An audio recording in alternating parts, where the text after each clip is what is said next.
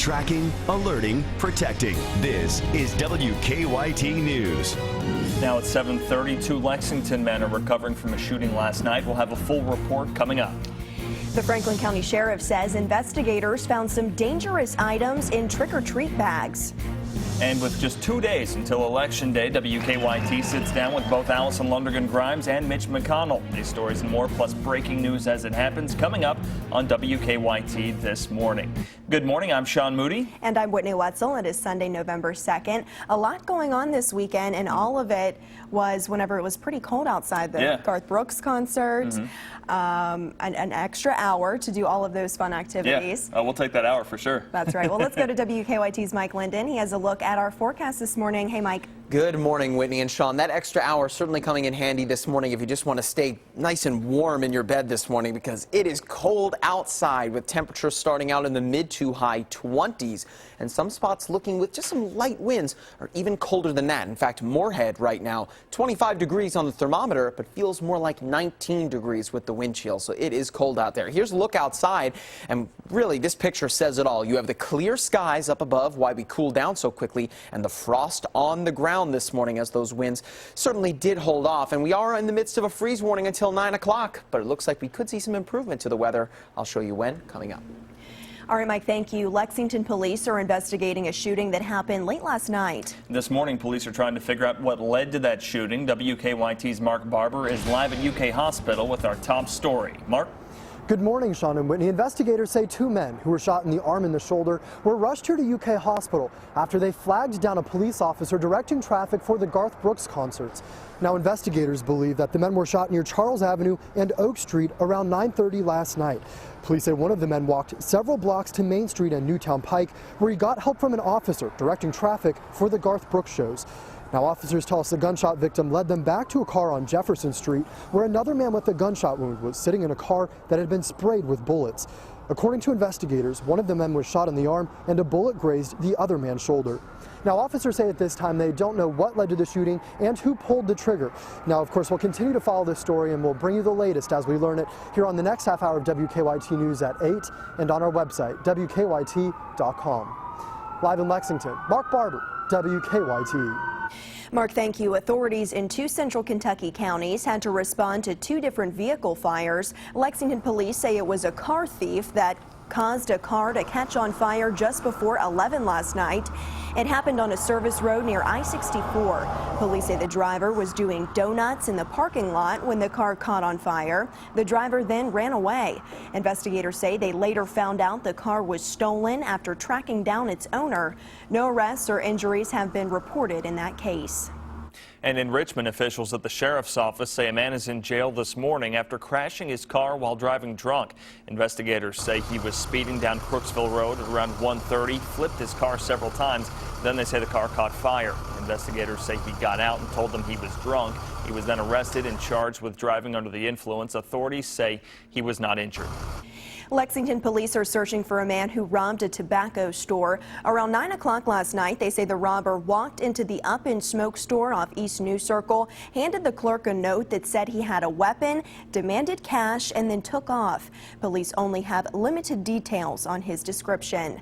Lexington police are also looking for a man who robbed a video game store. Police say a man walked in with a gun to the GameStop on New Circle Road yesterday and demanded cash. They say he then ran out and got into a car nearby after the cashier gave him some money. Police only have a vague description of that suspect as well. If you have any information, call Lexington Police.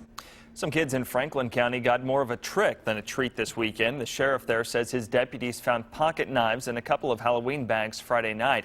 Deputies were scanning bags of candy for kids at the courthouse downtown. The Franklin County sheriff says his deputies found the pocket knives inside the bags of 2 trick-or-treaters who'd been knocking on doors in Lawrenceburg. Was there any ill intent? No. But when you got little kids and you got toddlers, you know, anything could happen. And that's probably not an appropriate thing to hand out on Halloween to kids. The sheriff says they scanned trick-or-treat bags for more than 50 families. The Mason County Sheriff's Office is investigating the death of an inmate at the detention center. According to the Ledger Independent, 27-year-old Audrey Fulton died Friday while in medical isolation at the facility. Fulton was there for drug addiction detoxification. So far, no charges have been filed. Someone cut a delivery driver's job short Saturday morning. Police say a Jimmy John's driver was making a delivery along Foreman Avenue in Lexington. When he came back to his car, it wasn't there. Officers were able to track the car down. They found it parked at Broadway in Maine. Police arrested Joel Aker for DUI, driving on a suspended license, and receiving stolen property. Aker told officers he thought the car was his uncle's before driving away. The Laurel County Sheriff's Office started off the month with Operation November to Remember to help fight drug trafficking. Deputies and London City police officers arrested 24 people Saturday morning. They're all facing various illegal drug trafficking and possession charges. The arrests are part of a 3-month undercover investigation. They say more arrests are expected as the roundup continues. Well, we hope you got an extra hour of sleep last night. Daylight saving time came to an end at 2 o'clock this morning. Clocks go back 1 hour today, and fire officials say you should also take today to switch out the batteries in your smoke detectors. This is the 4th year on record that Lexington has had snow before November 1st. Some parts of the state saw more than 2 inches. According to the National Weather Service, the last time central Kentucky had snow on Halloween was in 1954 with 1/10 of an inch. It was the second and final night of Garth Brooks' concerts at Rupp Arena last night. Concert goers braved the cold and the traffic to catch Garth Brooks on stage. A lot of folks showed up early to the second show, which helped them beat some of the traffic, especially after the first show ended, and also helped them find a parking spot. Many came quite a ways for this show.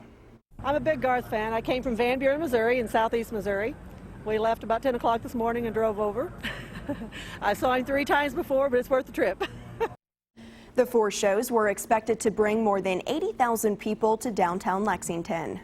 With the election now just 2 days away, the candidates for Senator making one last push to increase voter turnout. Senator Mitch McConnell spent the day in Mount Sterling and Georgetown yesterday. Allison Lundergan Grimes was in Lexington in northern Kentucky. Both candidates are pushing for change. McConnell is banking on Republicans taking over the Senate and naming him the majority leader. Grimes wants to take McConnell's Senate seat.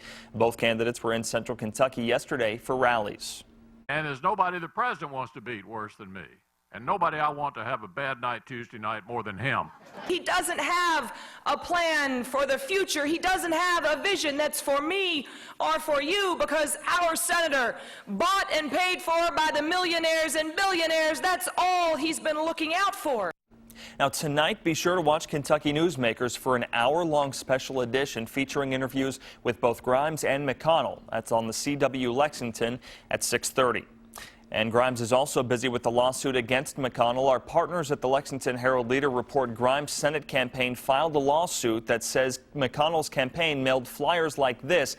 They say those are aimed at suppressing voter turnout on Tuesday. Grimes' campaign says they're asking authorities to investigate whether or not the flyers violated state and federal campaign laws. That flyer is labeled as a, quote, election violation notice, and it warns readers that Grimes has tried to deceive voters. Grimes' campaign manager says it's an attempt to keep people from going to the polls. A Kentucky GOP spokesperson says the flyers merely hold Grimes accountable for what they call blatant falsehoods.